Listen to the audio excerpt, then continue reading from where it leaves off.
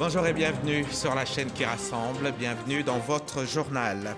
Le Premier ministre Patrick Achi a procédé hier samedi au lancement des travaux de la seconde phase de l'échangeur de l'amitié ivoiro-japonaise entre Treichville et Marcory, un ouvrage d'envergure qui à terme va réduire considérablement les embouteillages dans la capitale économique pour le grand bonheur des automobilistes. Les forces armées françaises, en liaison avec les forces armées ivoiriennes, ont exécuté un exercice aéroporté baptisé Michel à Yamoussoukro, un exercice qui a consisté en un largage de plusieurs unités de parachutistes françaises et ivoiriennes. Et dans cette édition, on retrouvera Abou Sanogo à Yamoussoukro. C'est une nouvelle attaque contre des civils qui a eu lieu vendredi 3 décembre dans le centre du Mali. Et des hommes armés, des djihadistes présumés ont mitraillé un bus et tiré sur les passagers. L'attaque est survenue près de la localité de Bandiagara dans la région de Mopti dans le centre du pays. Au moins 30 civils ont été tués. Le ministre de la Promotion de la bonne gouvernance, du renforcement des capacités et de la lutte contre la corruption, Epiphane Zoro, pleinement engagé dans la mise en œuvre de la politique du gouvernement en matière de lutte contre la corruption et les infractions assimilées. La Côte d'Ivoire en souffre. En témoignent les destitutions, limogeages en cascade auxquels on assiste ces derniers temps. Pourquoi la corruption a-t-elle autant d'ampleur dans notre pays et quels ingrédients pour la freiner? En attendant la journée internationale de lutte contre la corruption prévue le 9 décembre prochain, nous allons poser ces questions à Amadou Koné, le directeur de cabinet du ministère de la Promotion de la bonne gouvernance. Il a accepté notre invitation dans le cadre du magazine du dimanche. Bonjour, M. Koné. Bonjour, monsieur. Bienvenue sur notre plateau. Je suis ravi d'être ici. Notre entretien, c'est dans 30 minutes exactement. Très bien. À tout à l'heure. Merci beaucoup.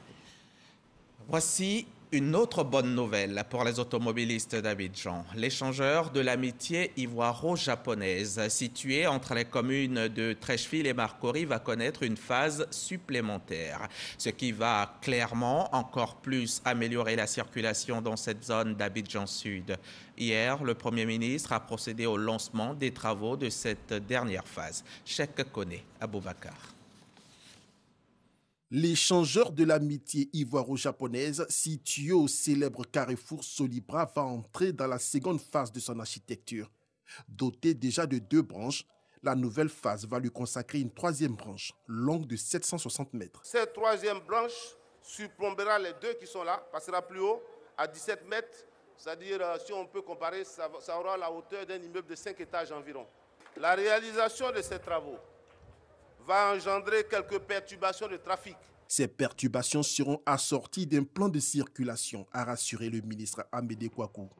Les travaux sont prévus prendre fin en août 2023. Comme la première phase inaugurée le 16 décembre 2019, la seconde phase des travaux de l'échangeur va coûter 25 milliards de francs CFA. Un autre don de l'État japonais qui porte le financement global de l'ouvrage à 50 milliards de francs CFA. Ces travaux ont pour objectif d'atténuer les embouteillages sur ce tronçon très stratégique pour l'économie ivoirienne, tout en renforçant le rôle d'Abidjan en tant que hub de l'Afrique de l'Ouest pour un Abidjan plus dynamique. Un dynamisme qui ne saurait être durable sans le renforcement de la mobilité à Abidjan, une métropole de plus de 6 millions d'habitants, a déclaré le chef du gouvernement. Ainsi, en améliorant ne serait-ce que 20% de la mobilité à Abidjan, c'est 1% de croissance en plus que nous gagnerons pour l'ensemble des Ivoiriens. Depuis une décennie, les différents gouvernements ont toujours cherché à agir pour construire une mobilité fluide et durable. Patrick Achi s'est ensuite félicité de la vitalité des relations ivoiro-japonaises marquées par plusieurs accords et projets de développement. Que l'appui du gouvernement japonais à notre pays, en plus de l'annulation de notre dette à hauteur de 110 milliards de francs CFA en 2013, concerne bien le renforcement des infrastructures économiques, le développement de l'industrie, la promotion de l'agriculture, l'amélioration de la gouvernance, ainsi que les secteurs de la santé et des médias. Encore merci, Excellence, Monsieur l'Ambassadeur. Comment ne pas célébrer ici, au nom de son Excellence, Monsieur le Président de la République, l'excellence des relations entre la Côte d'Ivoire et le Japon, et remercier sincèrement, au nom du peuple ivoirien, cet immense pays par son histoire, sa culture, sa technologie, de son extraordinaire et si généreux engagement à nos côtés pour accélérer nos efforts, nos progrès et notre modernité. 3 échangeurs du même type financés par le Japon sont prévus dans la commune de Cocody, le long du boulevard Mitterrand, respectivement au carrefour de l'école de police, de la Riviera 3 et de la Riviera Palmeraie. Je vous le disais en titre, pendant 2 jours, les armées françaises et ivoiriennes ont mené un exercice aéroporté aux abords de Yamoussoukro. C'est l'exercice Michel. Une compagnie de parachutistes français y a été larguée après avoir été embarquée quelques heures plus tôt en France. En compagnie des forces armées ivoiriennes, ils avaient pour mission de mettre en œuvre les procédures de déploiement par air. On va suivre les précisions d'Abou Sanogo, notre spécialiste des questions militaires. Vous entendrez des tirs, mais rassurez-vous, ce n'est qu'un exercice. Un groupe de terroristes s'est installé dans cette zone dans la périphérie de Yamoussoukro, affichant même son emblème. Mercredi 1er décembre, il est 12 heures. Alerté de la situation, un dispositif franco-ivoirien est mis en place. Une compagnie parachutiste de forces armées françaises, au terme d'un vol sans escale depuis la France, largue 80 parachutistes avec leurs équipements complets au-dessus d'une zone de mise à terre en 4 passages. Dans leur fuite, les terroristes vont se réfugier dans ce grand bâtiment et ils seront très vite débusqués par les forces franco-ivoiriennes. L'objectif est clair, récupérer la zone dans son entièreté.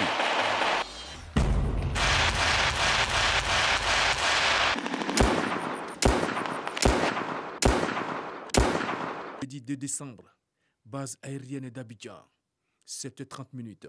Les renforts se préparent. L'ensemble du parachutage du combattant est inspecté. Ces renforts français et ivoiriens seront projetés depuis Abidjan sur la même zone de mise à terre. Ils vont renforcer les dispositifs déjà en place et créer un poste de commandement tactique conjoint franco-ivoirien. Et pour ce faire, ils bénéficient du soutien du chef d'état-major général des armées, le général de corps d'armée, Lassina Doumbia, qui va embarquer à bord de l'avion de transport tactique. Dans la soute, chacun a pris connaissance de la vitesse des vents aux différentes altitudes.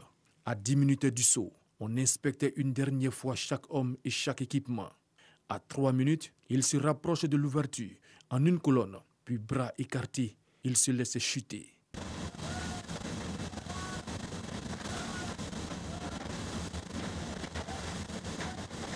Au sol, les militaires déployés vont protéger la zone et continuer le combat.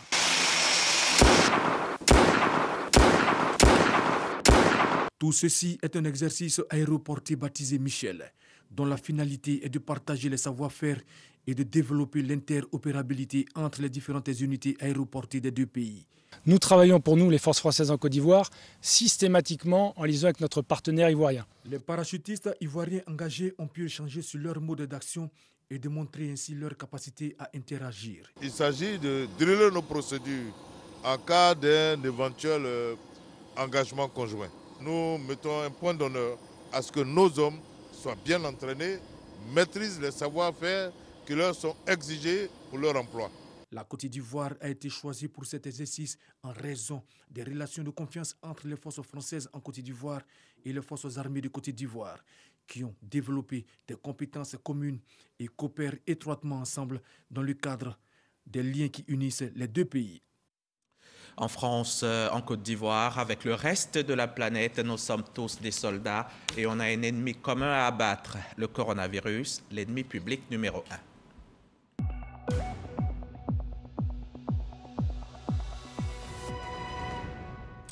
Hier samedi, le coronavirus a encore touché 23 personnes en Côte d'Ivoire, ce qui porte à ce jour à 61 817 le nombre de malades enregistrés dans le pays depuis le début de la pandémie.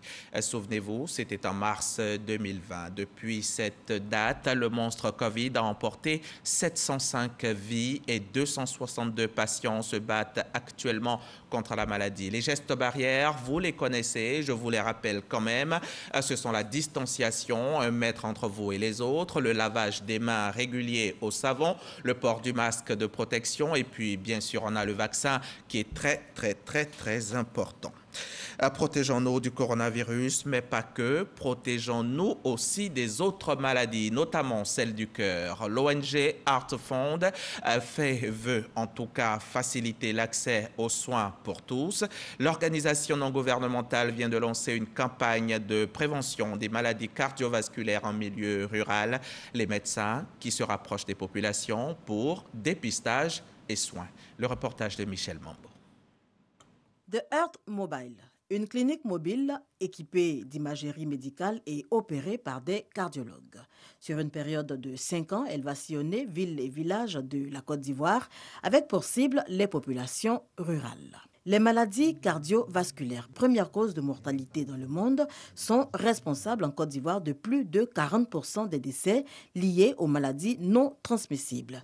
L'ONG internationale The Heartfund lance cette campagne de prévention et de dépistage pour prévenir les risques. Les cibles sont en effet les communautés agricoles, donc là où on a la culture du coton, la culture du café. C'est un écosystème, vraiment une approche globale qui gravite autour d'une clinique mobile et qui permet à nos partenaires opérationnels médicaux de participer à plusieurs activités. Donc on a l'éducation sanitaire des populations, le dépistage, la prise en charge et aussi la partie formation, éducation et la partie recherche. Et pour les partenaires médicaux, c'est une aubaine. Il s'agit de déplacer des spécialistes dans ces populations pour pouvoir identifier déjà des maladies cardiovasculaires, identifier aussi ce que nous appelons des facteurs de risque cardiovasculaire. Ce sont ces facteurs de risque cardiovasculaire qui vont être à l'origine de la survenue de ces maladies cardiovasculaires.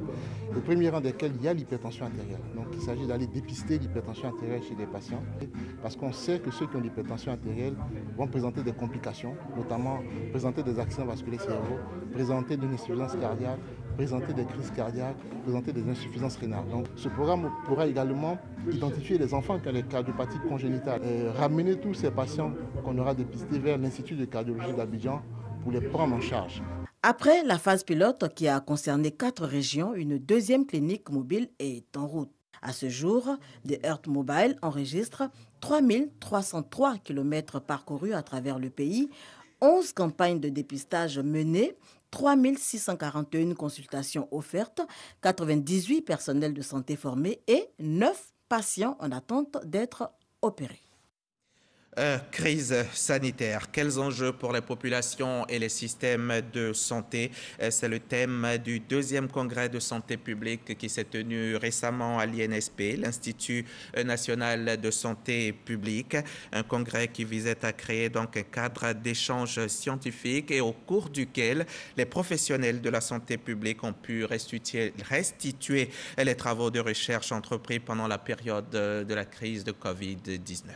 Sephora Zegui.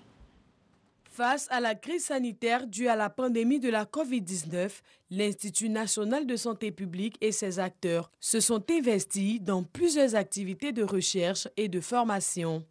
À l'ouverture donc de son 2e congrès de santé publique, les acteurs viennent présenter les résultats. C'était important pour nous en tant qu'acteurs de la santé de faire le point sur tout ce qui a été fait en matière de recherche sur ces urgences de santé publique, qui constituent vraiment une véritable menace en termes de développement du système sanitaire et une véritable menace sur la santé de nos populations. Donc il y a eu des recherches qui ont été effectuées et il était bon qu'au cours d'un congrès, l'ensemble des partenaires, avec à leur tête bien sûr les chercheurs, puissent partager les résultats de ces recherches-là en vue de dégager des recommandations que le ministère pourrait prendre à son compte pour la lutte contre ces urgences de santé publique. Crise sanitaire, quel enjeu pour les populations et les systèmes de santé? Une préoccupation qui cadre bien avec les actions entreprises par le gouvernement pour venir à bout de cette pandémie. Selon le ministère de la Santé, de l'Hygiène publique et de la couverture maladie universelle, les résultats issus de ces assises serviront dans la mise en œuvre des politiques du gouvernement en matière de santé publique. On voit bien qu'au centre de la question se trouve la population, la santé de la population, avec un coup de pouce donné au ministère en charge de la santé pour l'aider à la prise de décision. Ce congrès est le deuxième du genre initié par l'Institut national de santé publique. Il est instauré tous les 2 ans pour valoriser les recherches et les réalisations accomplies dans le domaine de la santé publique en Côte d'Ivoire. On va maintenant faire un tour à Bouaké, dans la capitale de Bouaké. L'université Alassane Ouattara a abrité récemment un congrès, le 4e congrès du CECI, le comité des élèves et étudiants de Côte d'Ivoire. Ordre du jour, le bien-être des élèves et étudiants pour la pacification de l'espace universitaire. Le ministre de l'Enseignement supérieur a tenu à être présent à ce congrès. Yolande Swanga, Kader Sorodogo, RTI Bouaké. Université Alassane Ouattara, 4e congrès du comité des élèves et étudiants de Côte d'Ivoire, CECI. Thème, le rôle des mouvements scolaires et étudiants dans la renaissance de l'école ivoirienne. Ce 4e congrès, dont l'axe majeur est le renouvellement des instances du bureau, voit le secrétaire général sortant transmettre le flambeau à un nouvel entrant. Le CECI, on l'a dit, est à son premier vrai congrès de passation de pouvoir. Et généralement, vous savez, chez nous, ça s'est fait avec beaucoup de turbulences. Mais pour une fois, on a assisté pour une structure qui aborde la maturité. Cela s'est fait dans le calme et cela s'est fait dans la transparence. Et cela s'est fait même autour d'un consensus pour dire que cette maturité est une réalité. Le camarade secrétaire général a travaillé. Il a travaillé en collaboration avec toutes les autorités estudiantiles et scolaires pour l'apaisement, pour la pacification des espaces universitaires dans un contexte de paix nationale. Et c'est dans cette même lancée que nous, comme un responsable président, nous allons continuer. Nous allons travailler à améliorer les acquis du comité des élèves étudiants de Côte d'Ivoire, à mieux lutter aussi pour les élèves étudiants de Côte d'Ivoire. Ce 4e congrès enregistre la présence du ministre de l'Enseignement supérieur et de la Recherche scientifique, Adama Diawara. Son message est clair. Tous les étudiants doivent contribuer à la pacification de l'espace universitaire. Il faut que nos jeunes frères, nos enfants étudiants, qui sachent que l'État fait beaucoup pour le système éducatif et que l'État seul ne peut pas tout faire. Lorsqu'ils font des revendications, il faut qu'ils en tiennent compte. Créé en 2004, le CECI œuvre pour la défense et l'intérêt des élèves et des étudiants. Le CECI est présent dans toutes les écoles, les universités et grandes écoles du pays. Dans la Nawa, c'est sûr, on se bat également pour le bien-être des élèves. Par exemple, pour cette année scolaire 2021-2022, le Conseil régional vient d'offrir plus d'1 millier de tables-bancs aux établissements scolaires de la région. Le témoignage de Sam Conan, notre correspondant. Ce sont au total 1020 tables-bancs que le Conseil régional de la Nawa met à la disposition des écoles primaires et secondaires de la région, afin de lutter contre les sureffectifs dans les salles de classe. Le manque de bancs est très criard dans la circonscription. Et aujourd'hui, 1020 tables-bancs nous fait vraiment plaisir. La Nawa est une zone cacaoyère où le gouvernement mène une lutte contre le travail des enfants. Pour ce parent d'élèves, ces tables-bancs vont permettre aux enfants d'être dans de meilleures conditions à l'école. Je remercie le ministre d'avoir fait ce don pour l'avenir de nos enfants. Parce que le gouvernement actuel dit qu'on n'a qu'à amener les enfants à l'école. La place de l'enfant, c'est à l'école. Donc, si l'enfant n'a pas un siège pour s'asseoir, c'est pas bon. Le conseil régional entend poursuivre ses actions pour le bien-être de l'école dans la Nawa. Nous avons évalué déjà en 2013 tous les besoins de notre région dans toutes les matières, notamment dans l'éducation nationale. Donc nous savons quels sont les nombres d'écoles, de classes que nous devons pourvoir, mais il faut dire que nous venons en appui au gouvernement. Près de 1000 autres tables-bancs sont prévus dans les jours à venir pour le bonheur des élèves de la région. Lui est cadre de sa région, cadre de Biankouma, dans l'ouest de la Côte d'Ivoire. Face aux difficultés que rencontre l'école chez lui, Mamadou Deli n'est pas resté insensible. Il vient d'offrir une quantité importante de matériel didactique à quelques établissements scolaires. C'est F. Boué qui était sur place pour RTI. Biankouma, groupe scolaire Vesoul. 3 écoles, près de 1200 élèves et des difficultés. Il faut un bâtiment de 3 classes, plus le bureau, voilà, pour l'EPB Vesoul 3. Bon, les guides maîtres que nous avons sont dépassés. Voilà, et puis nous avons besoin de présentoirs au CP, CP1 et CP2. Un peu plus loin, au lycée moderne Général Robert Guéhi, des soucis similaires. Un manque sérieux d'enseignants. Les matières où il y a problème, mathématiques et puis allemand. Et nous n'avons plus de laboratoire parce que nous utilisons les laboratoires comme des salles de classe ordinaires. La clôture existe, mais elle est très perméable. Matériel didactique, il y a des soucis. Des problèmes qui font réagir certains cadres des Biancouma. Deli Mamadou, directeur du Centre régional des œuvres universitaires d'Abidjan 1, avait déjà offert 50 tables bancs au lycée. Aujourd'hui, il met 4 mallettes pédagogiques à la disposition des établissements primaires et secondaires des Biancouma. En tant que fils de Biancouma, nous avons jugé nécessaire et bon de venir apporter ces dons de mallettes pédagogiques qui ne sont rien d'autre que des outils didactiques dont les enseignants ont besoin pour un meilleur rendement.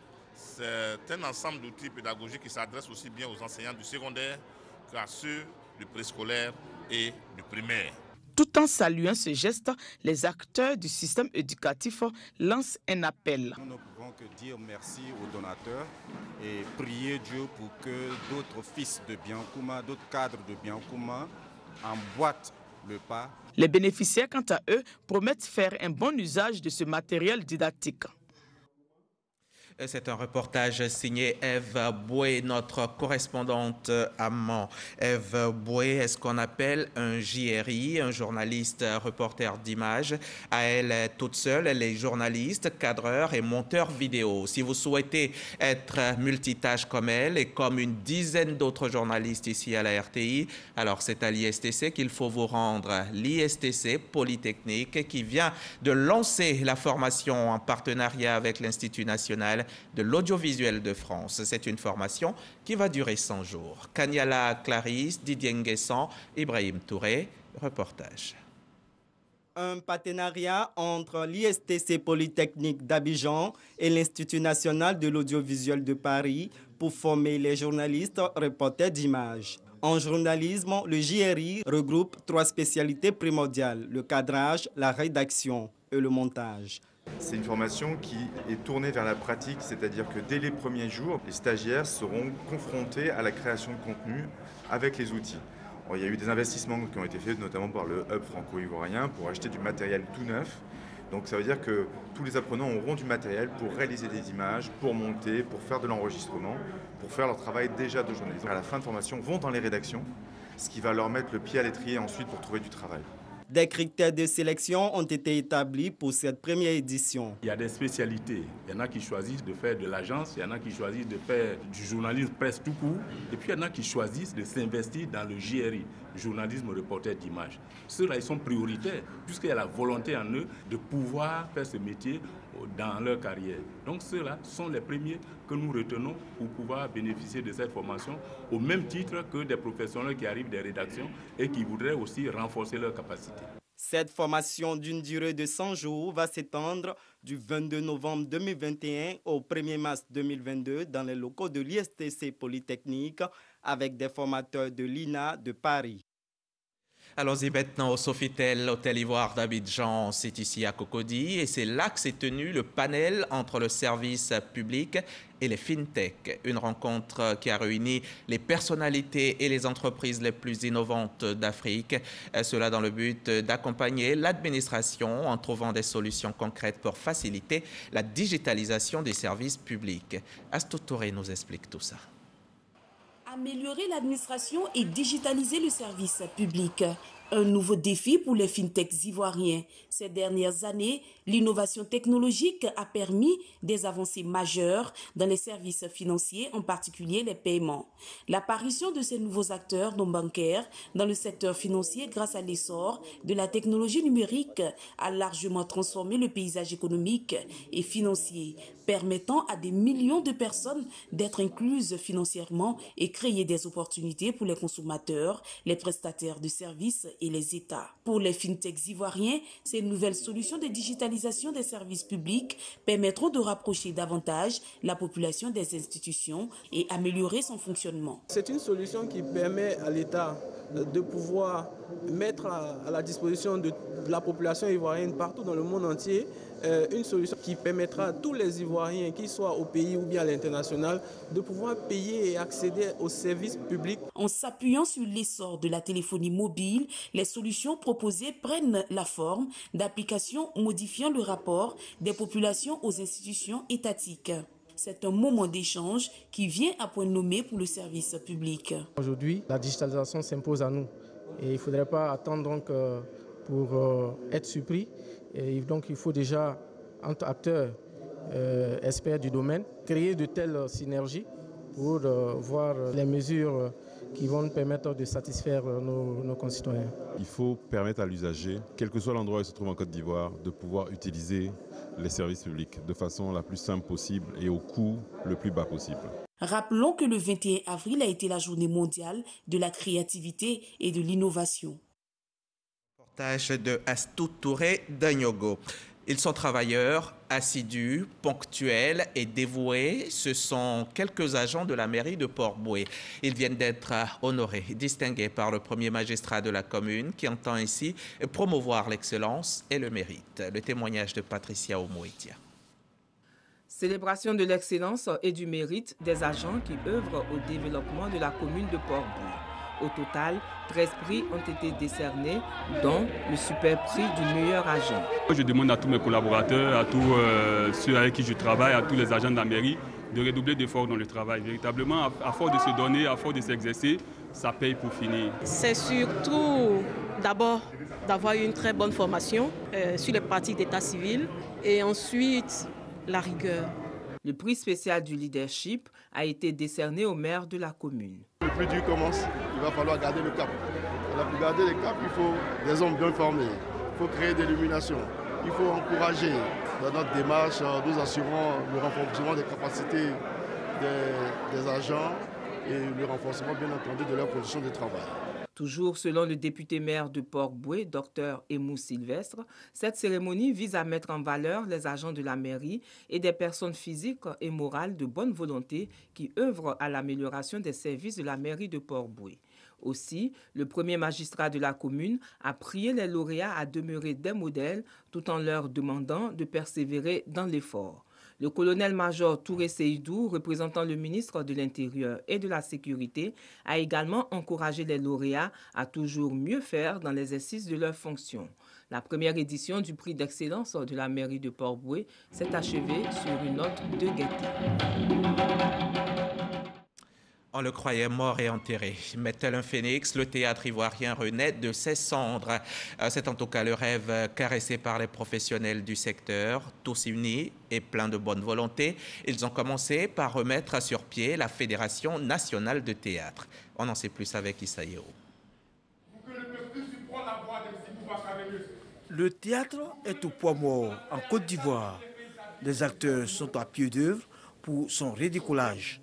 Cela passe par une solide organisation du milieu. C'est pourquoi les professionnels du secteur remettent en selle la Fédération nationale des théâtres, FENAT.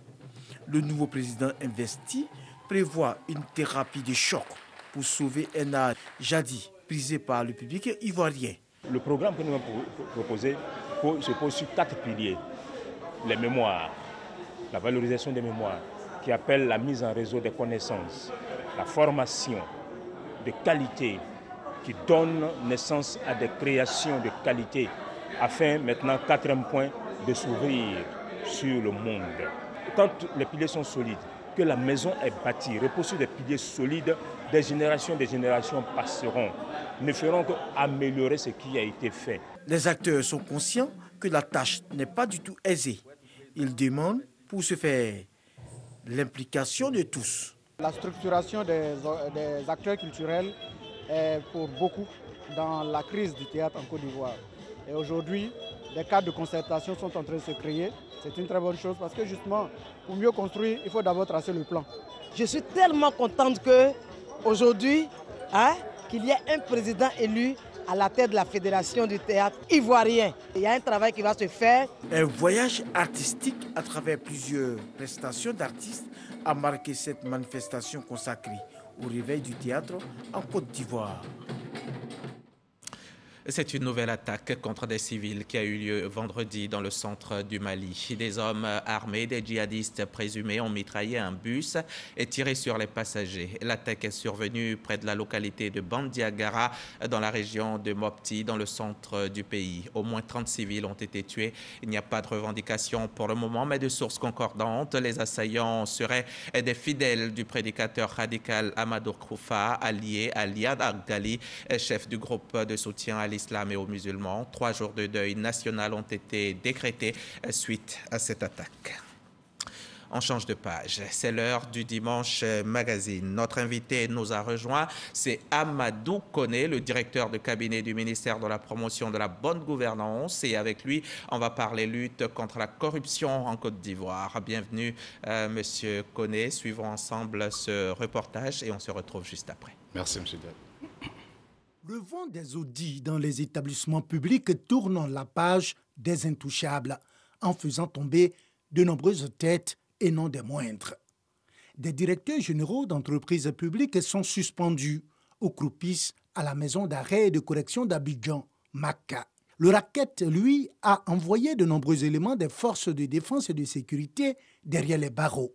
Autant dire que la machine de la répression de la corruption et infractions assimilées, mises en branle par le gouvernement et pilotée par Zoro Epifane Balo, est en marche, sans gêner les campagnes de prévention de ces infractions et de promotion de la bonne gouvernance sur fond de communication et de formation. Même si les efforts de promotion de la bonne gouvernance déployés par le ministère en charge de la lutte contre la corruption bénéficient d'un écho favorable dans l'opinion publique et auprès des opérateurs économiques, jusqu'où ira le gouvernement dans son combat contre la corruption, se demandent encore de nombreux Ivoiriens. Monsieur le directeur de cabinet, la corruption en Côte d'Ivoire, c'est le sujet d'actualité par excellence et ça ne nous honore pas. Mais déjà, définissez-nous. La corruption, qu'est-ce que c'est? Comment vous la définissez? Merci, Monsieur Diaby, de nous avoir cet après-midi. La corruption a plusieurs définitions.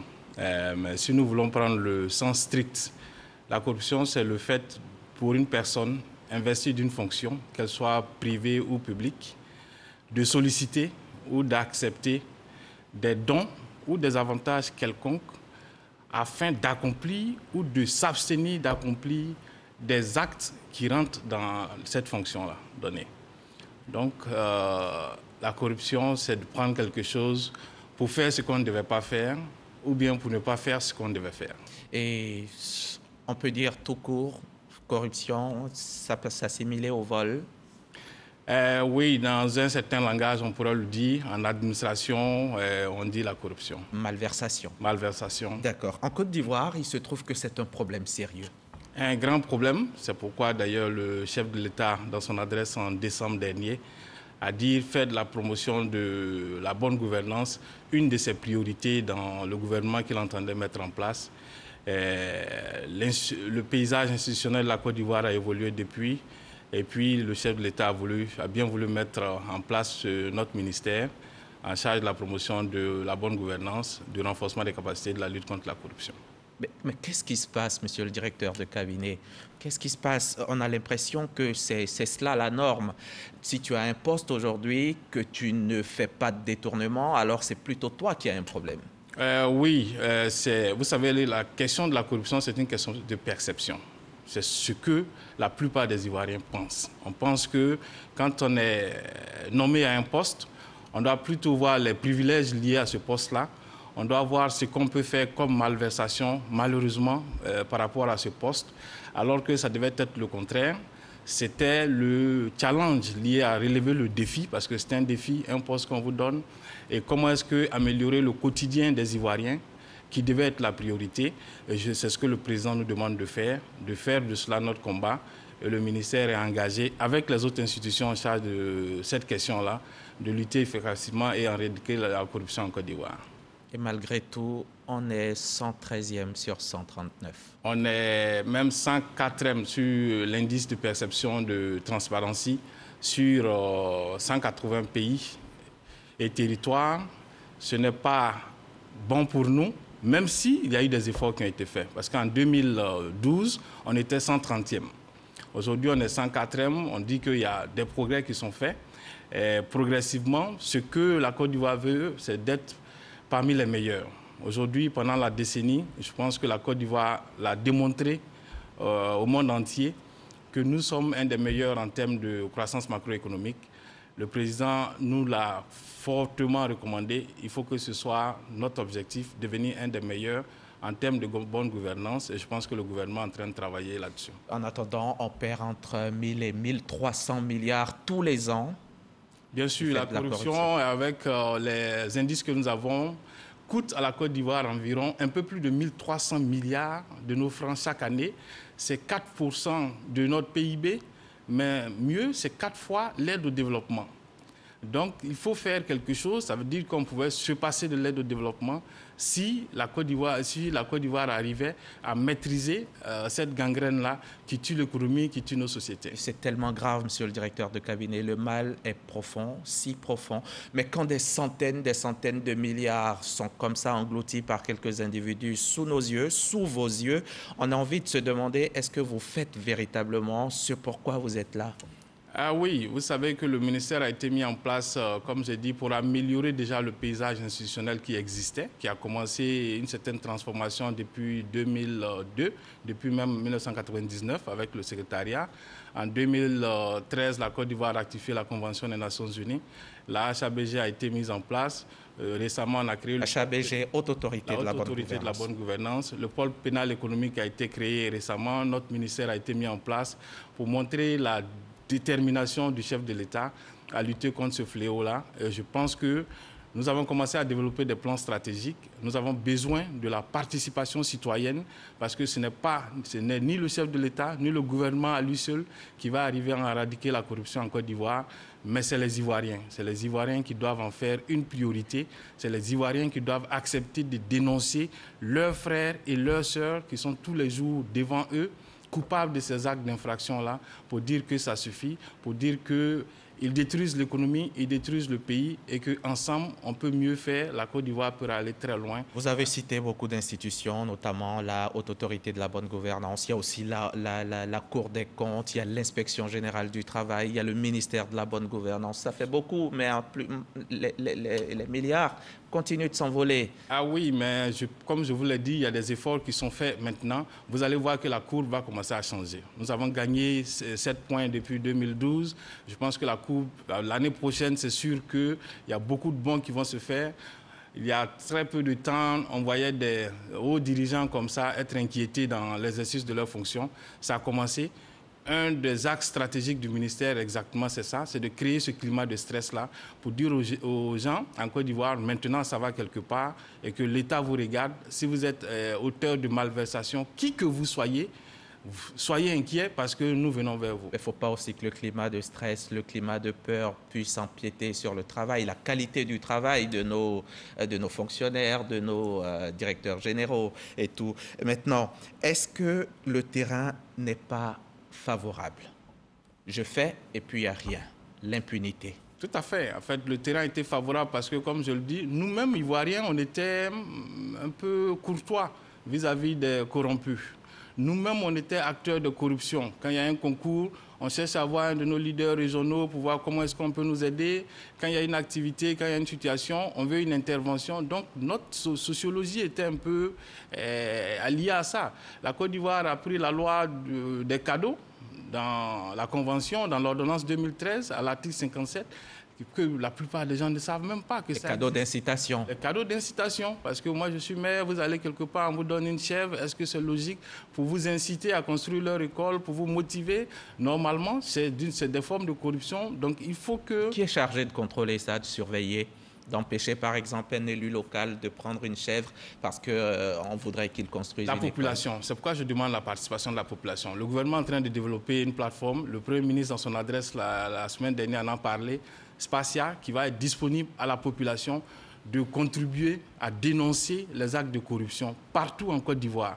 Vous avez donc accès, ce sera publié bientôt, ou partout, et avec un numéro vert qui sera disponible également, où les Ivoiriens peuvent nous contacter, contacter la haute autorité, contacter l'État, contacter vos autorités locales, pour que ensemble on s'y mette à vraiment combattre ce fléau-là. Vous en parlez, Spartia, c'est cette plateforme donc, que vous allez mettre en œuvre pour la participation citoyenne, que le citoyen lui-même puisse dénoncer tous ceux qui commettent des actes de corruption et tout. Le numéro vert, vous l'avez déjà? Ah oui, le numéro vert, c'est 1345. J'allais laisser la primeur à qui le droit de donner ça. Je pense que lors de la journée internationale de la lutte contre la corruption, qui sera organisée par le gouvernement, ces informations-là seront données en détail. D'accord. La facilité aujourd'hui, est-ce que ce n'est pas le propre de l'Ivoirien un peu, qui est un peu voilà, enclin à cette facilité? J'aime dire aux gens, nous les Ivoiriens, nous sommes capables de surprendre les gens positivement.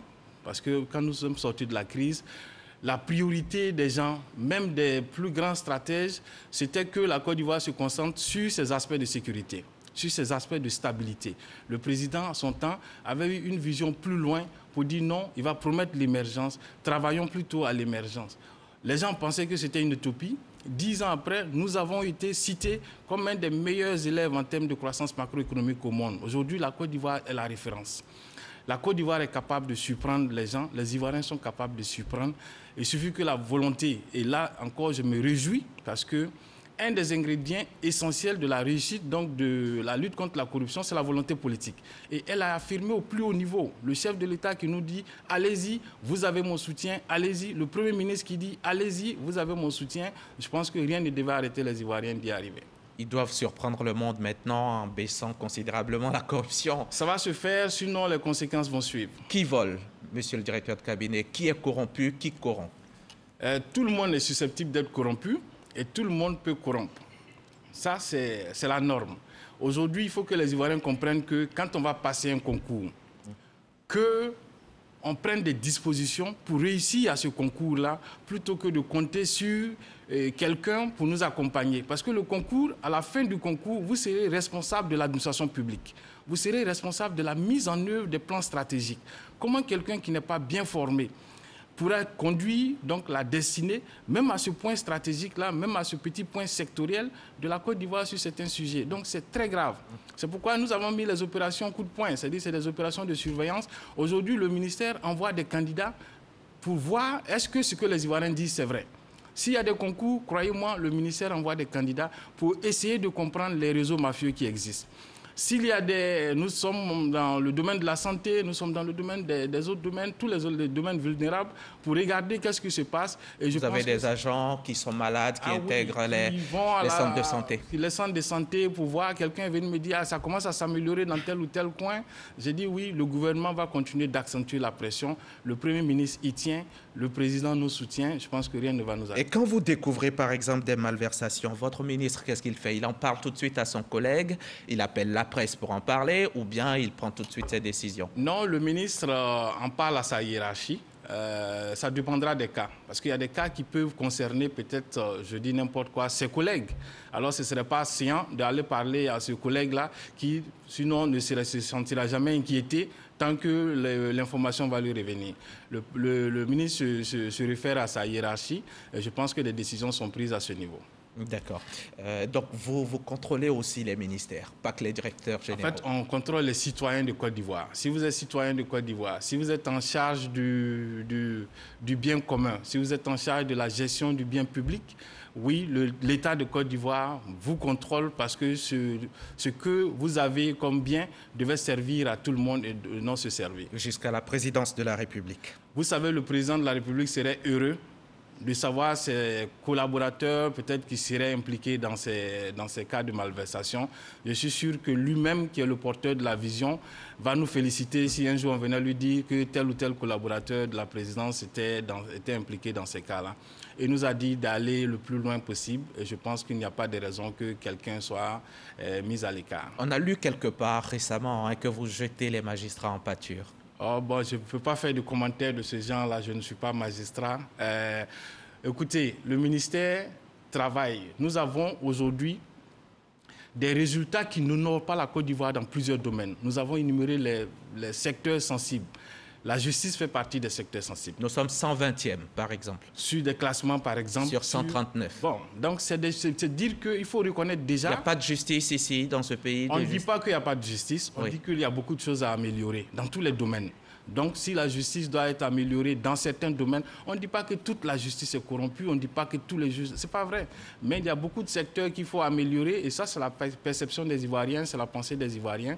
Et je pense que nous, le gouvernement, ensemble, nous devons plutôt y travailler. L'inspecteur général a remis son rapport au chef de l'État. Qu'est-ce qu'il contient, ce document? Je ne sais pas. L'inspection générale... Vous, le ministère de la bonne gouvernance. Je vous le dis, l'inspection générale est une administration de la présidence, donne exclusivement ses rapports au chef de l'État qui décide d'en faire ce qu'il veut.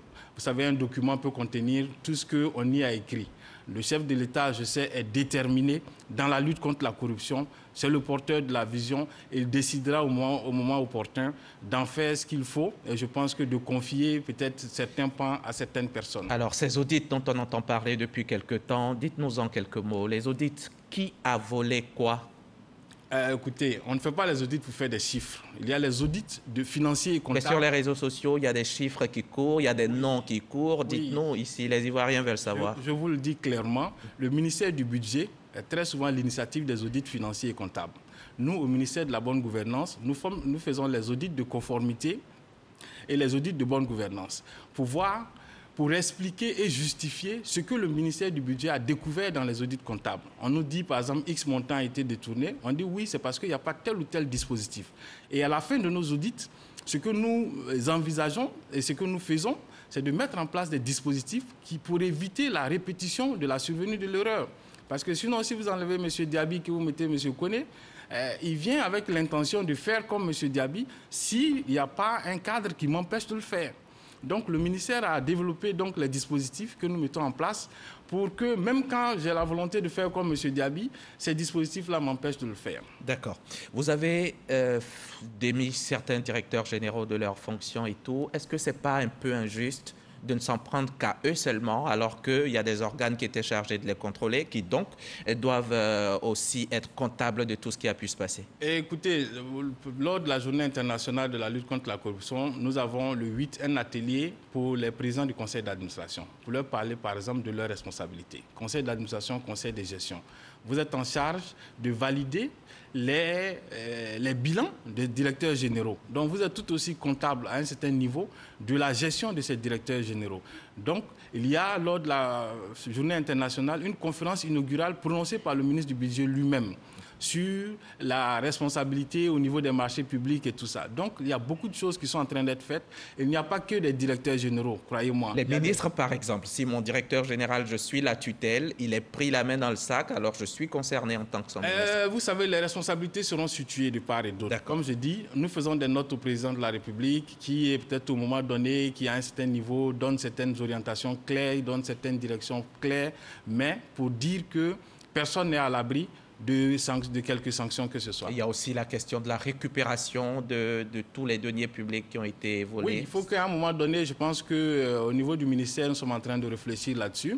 Il faut qu'on ait une loi et surtout un mécanisme qui nous permette de récupérer les biens qui ont été détournés lors de ces corruptions-là pour permettre surtout de développer plus de mécanismes de lutter contre la corruption. Comme on aime le dire, pour ne pas que la corruption paye, il faut que la lutte paye. Et vous vous préparez à célébrer justement la journée internationale de lutte contre la corruption, c'est jeudi prochain. Tout à fait. Le 31 octobre 2003, l'Assemblée générale des Nations unies a décrété, donc le 9 décembre, journée internationale de la lutte contre la corruption. Donc la Côte d'Ivoire, comme toutes les autres grandes nations, va célébrer donc cette journée-là, le 9. Mais comme j'ai dit, déjà le 8, il y a l'atelier pour la formation des administrateurs des États, des établissements publics. Le 9, il y a la cérémonie solennelle présidée par son Excellence, Monsieur le Premier ministre lui-même.